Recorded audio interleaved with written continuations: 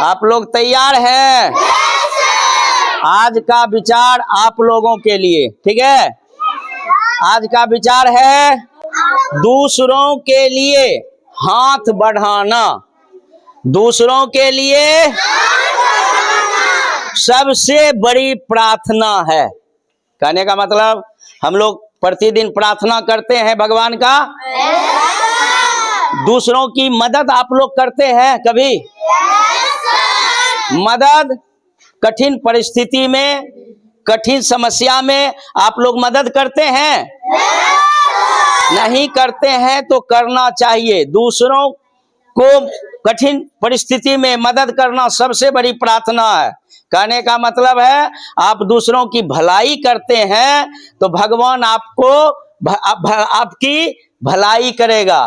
तो दूसरों का मदद करेंगे आप लोग? चलिए, जय हिंद।